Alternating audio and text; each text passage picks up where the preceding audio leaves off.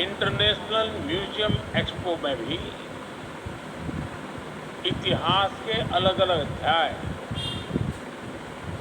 आधुनिक तकनीक से जुड़कर जीवंत हो रहे हैं। जब हम किसी म्यूजियम में जाते हैं तो ऐसा महसूस होता है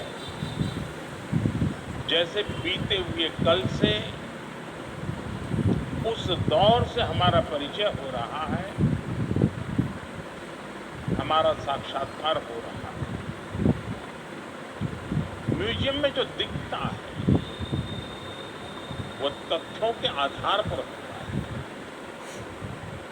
प्रत्यक्ष होता है, एविडेंस बेस्ड होता है।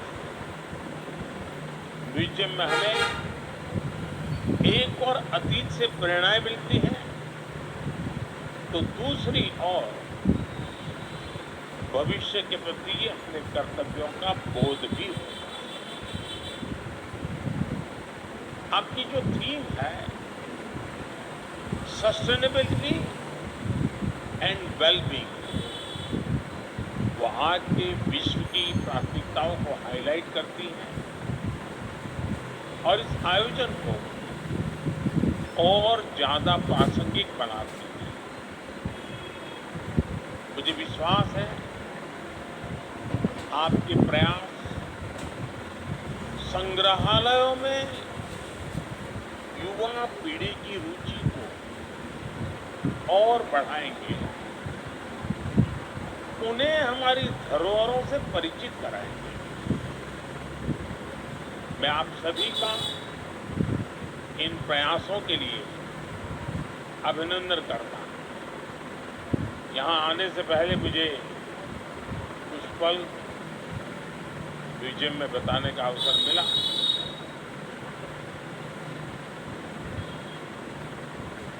हमें कई कार्यक्रमों में जाने का अवसर आता है, सरकारी, गैर सरकारी, लेकिन मैं कह सकता हूं कि मन पर प्रभाव पैदा करने वाला पूरा प्लानिंग, उसका एग्जीक्यूशन, और सरकार भी इस ऊंचाई के काम कर सकती है जिसके लिए बहुत गर्व होता है, वैसी व्यवस्था है। और मैं मानता हूं कि आज का ये अवसर भारत के म्यूजियम की दुनिया में एक बहुत बड़ा टर्निंग पॉइंट लेकर के आएगा, ऐसा मेरा पक्का विश्वास है। साथियों, गुलामी के सैकड़ों वर्षों के लंबे कालखंड ने भारत का एक नुकसान ये भी किया कि हमारी लिखित अलिखित बहुत सारी धरोहर नष्ट कर दी। कितनी ही पांडुलिपियां, कितने ही पुस्तकालय गुलामी के कालखंड में जला दिए, तबाह कर दिए। ये सिर्फ भारत का नुकसान नहीं हुआ है, ये पूरी दुनिया का, पूरी मानव जात का नुकसान हुआ। दुर्भाग्य से आजादी के बाद अपनी धरोहरों को संरक्षित करने के जो प्रयास होने चाहिए वो उतने हो नहीं पाए। लोगों में धरोहरों के प्रति जागरूकता की कमी ने इस क्षति को और ज्यादा बढ़ा दिया और इसलिए आजादी के अमृतकाल में भारत ने जिन पंच प्राणों की घोषणा की है उनमें प्रमुख है अपनी विरासत पर गर्व। अमृत महोत्सव में हम भारत की धरोहरों को संरक्षित करने के साथ ही नया कल्चरल इंफ्रास्ट्रक्चर भी बना रहे हैं। देश के इन प्रयासों में स्वतंत्रता संग्राम का इतिहास भी है और हजारों वर्षों की सांस्कृतिक विरासत भी है। मुझे बताया गया है कि आपने इस आयोजन में लोकल और रूरल म्यूजियम पर विशेष महत्व दिया है।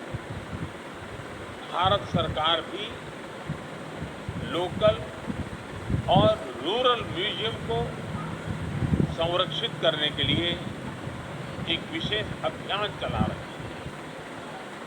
हमारे हर राज्य, हर क्षेत्र और हर समाज के इतिहास को संरक्षित करने के प्रयास किए जा रहे हैं। हम स्वाधीनता संग्राम में अपनी ट्राइबल कम्युनिटी के योगदान को अमर बनाने के लिए 10 विशेष म्यूजियम भी बना रहे हैं। मैं समझता हूं कि पूरे विश्व में एक ऐसी अनूठी पहल है जिसमें ट्राइबल डाइवर्सिटी की इतनी व्यापक झलक दिखने वाली है। नमक सत्याग्रह के दौरान महात्मा गांधी जिस पथ पर चले, उस दांडी पथ को भी संरक्षित किया गया है।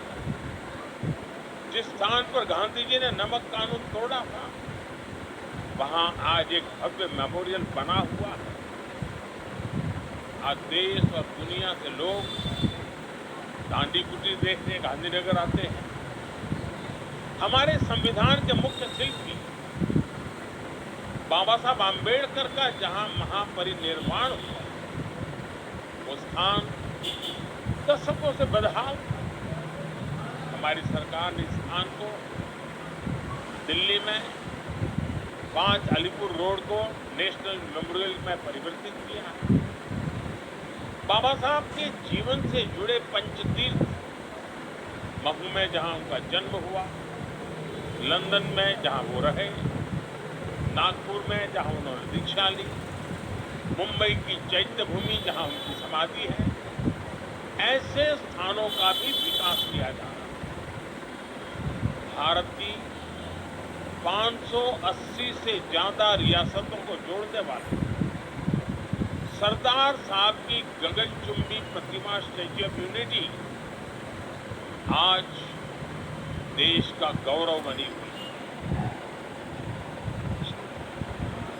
स्टैच्यू ऑफ यूनिटी के भीतर भी एक म्यूजियम बना हुआ है। चाहे पंजाब में जलियांवाला बाग हो, गुजरात में गोविंद गुरु जी का स्मारक हो, यूपी के वाराणसी में मान महल म्यूजियम हो, गोवा में म्यूजियम ऑफ क्रिश्चियन आर्ट हो, ऐसे अनेक स्थानों को संरक्षित किया गया। म्यूजियम से जुड़ा एक और अनूठा प्रयास भारत में हुआ है। हमने राजधानी दिल्ली में देश के सभी पूर्व प्रधानमंत्रियों की यात्रा और योगदान को समर्पित पीएम म्यूजियम बनाया। आज पूरे देश से लोग आकर पीएम म्यूजियम में आजादी के बाद की भारत की विकास यात्रा के साक्षी बन गए। मैं यहाँ आए अपने अतिथियों से विशेष आग्रह करूंगा कि एक बार इस म्यूजियम को भी अवश्य देखें।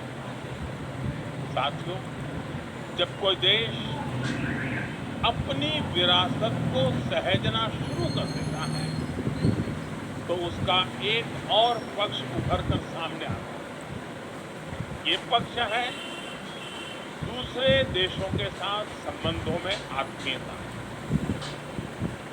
जैसे कि भगवान बुद्ध के महापरिनिर्वाण के बाद भारत ने उनके पवित्र अवशेषों को पीढ़ी दर पीढ़ी संरक्षित किया और आज वो पवित्र अवशेष भारत ही नहीं, दुनिया के करोड़ों बौद्ध अनुयायियों को एक साथ जोड़ रहे हैं।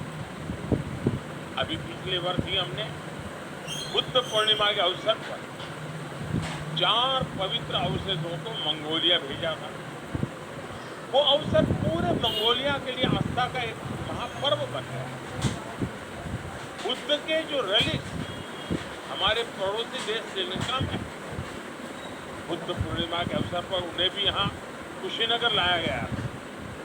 ऐसे ही गोवा में सेंट क्वीन केटेवान के पवित्र अवशेषों की धरोहर भी भारत के पास संरक्षित है। मुझे याद है जब हमने सेंट क्वीन केटेवान के रेलिक्स को जॉर्जिया भेजा था तो वहां कैसे राष्ट्रीय पर्व का माहौल बना।